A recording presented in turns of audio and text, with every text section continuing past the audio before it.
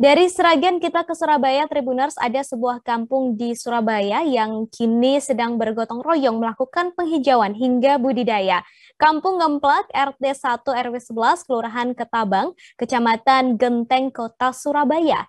Jika menyusuri kampung ini terlihat berbagai macam tanaman hias yang digantung di atap rumah warga.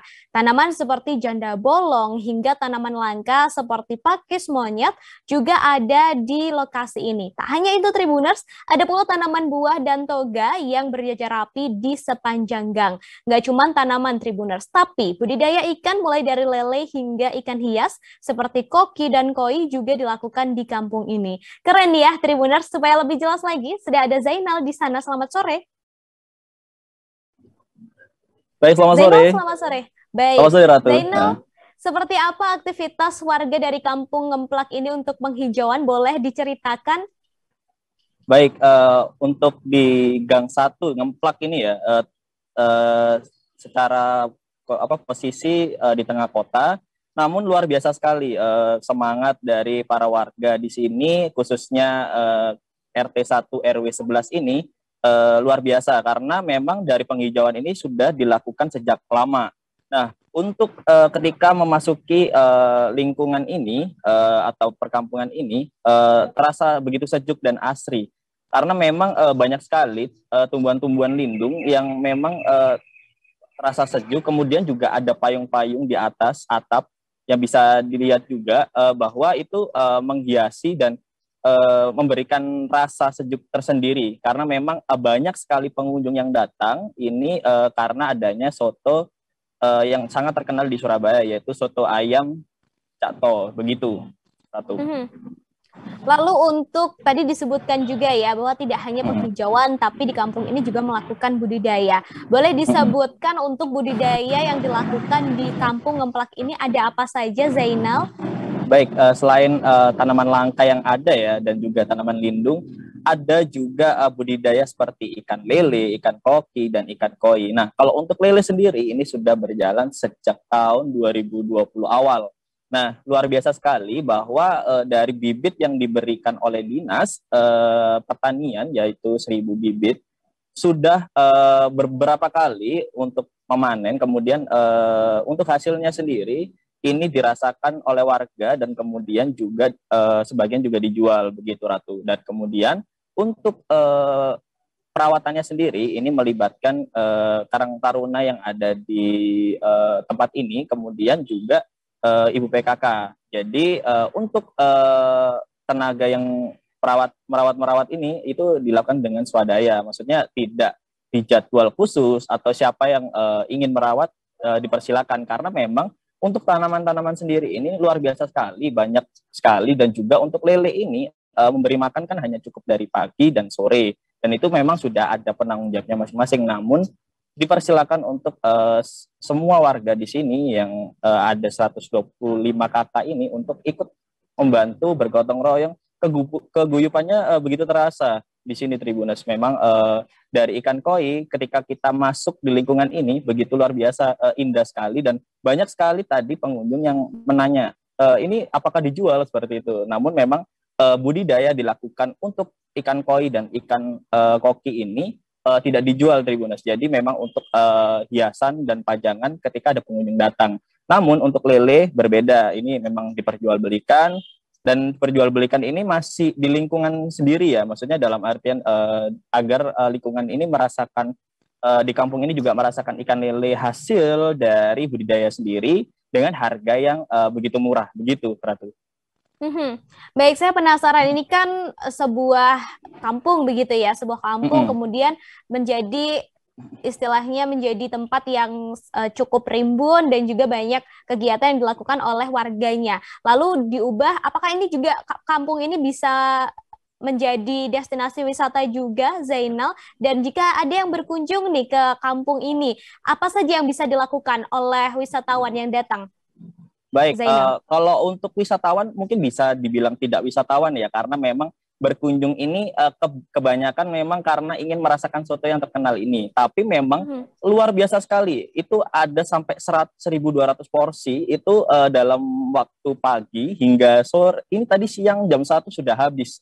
Tribuners. Jadi luar biasa sekali. Kemudian untuk persyaratan tidak ada, hanya langsung masuk dan kemudian bisa merasakan sendiri dan bisa berfoto-foto di sini karena memang lokasinya sangat instagramable juga.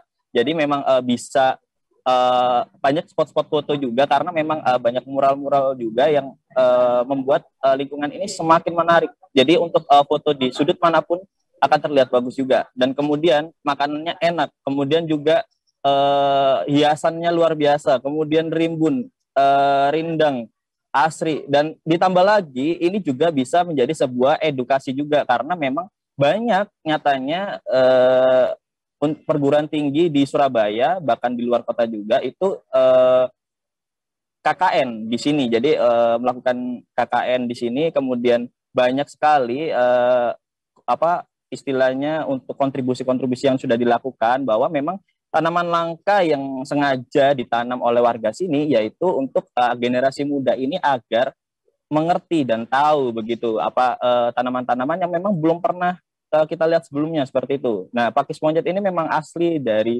Sumatera. Ketua RW mengatakan seperti itu. Nah, untuk di Balai RW sendiri luar biasa juga Tribuners juga difungsikan sebagai teman-teman siswa dari SD sampai SMA yang melakukan pembelajaran daring sebelumnya yang saat masa pandemi itu difasilitasi WiFi. Jadi semua siswa bisa melakukan pembelajaran di sini. Kemudian juga ada buku-buku yang bisa dikatakan memang ini salah satu tempat TBM juga ya di lingkungan sini, di kampung ini. Jadi untuk siswa-siswa yang ingin membaca dan sangat difasilitasi karena ada buku dari mulai SD sampai SMA. Begitu, Ratu. Baik. Baik Zainal, ini berarti kalau boleh saya bilang kampung ini tidak hanya berperan untuk lingkungan saja, tetapi juga berperan untuk hal edukasi. Terima kasih Zainal atas rekomendasinya hari ini, dan tadi Zainal juga sempat melakukan wawancara dengan Ketua RW 11 Darmadi. Berikut liputannya untuk Anda. Baik, dengan Bapak siapa Pak? Pak Darmadi. Selaku Ketua RW 11 Ngemplak. Baik, Pak RW, di kampung Ngemplak ini sebenarnya keistimewaannya apa sih Pak? Keistimewanya di sini saya utamakan penghijauan, keasrian, dan juga keindahan. Juga budidaya warga, khususnya ternak lele dan juga pembibitan. Baik, Pak, kalau sebenarnya dari penghijauan ini sudah dilakukan sejak kapan, Pak? Sejak awal tahun awal kita mengikuti ada program pemerintah, ada program lomba, saya siap. Dan juga alhamdulillah RW 11 Ngemplak ini menjadi favorit lah, walaupun kita nggak mendapatkan gelar juara tapi favorit atau nominasi. Tapi dari kekurangan-kekurangan itu akan saya evaluasi, akan saya tambahi lah, khususnya penghijauan, keasrian, dan juga budidaya masyarakat warga. Pak, kalau sebenarnya dari tanaman-tanaman di sini ada apa aja sih Pak? Tanaman di sini Pak? Tanaman di sini khususnya toga, tanaman lindung. Tanaman lindung terdiri dari jambu, terus belimbing, buah-buahan ya Pak? Buah-buahan, ada sayur-sayuran, memang ada tapi nggak banyak. Itu khusus untuk warga masing-masing. Tapi untuk yang lainnya, untuk keindahan dan juga kerapian dan juga keasrian, ini yang saya utamakan. Makanya di sini kan biar kelihatan pintu masuk dari pintu gerbang RW 11 itu kelihatan asri dan indah. Pak, dari tanaman langka juga ada ya di sini ya Pak? Ada tanaman apa aja itu Pak? Yang saya utamakan di sini yang lagi musim memang janda bolong dan yang lain-lainnya itu saya tingkatkan, dan juga ada satu yang favorit saya di RW 11 itu tanaman langka pakis monyet. Baik Tribuners, itu tadi sederet lokasi wisata yang bisa Anda kunjungi menghabiskan liburan atau nanti di akhir pekan. Karena masih di tengah pandemi, tetap wajib disiplin menerapkan protokol kesehatan dan tentunya aturan PPKM yang berlaku ya Tribuners. Saya Ratu Jati beserta kru yang bertugas pamit undur diri. Selamat sore dan sampai ketemu di live travel update selanjutnya. Dah. Terima kasih sudah nonton. Jangan lupa like, subscribe, dan share ya.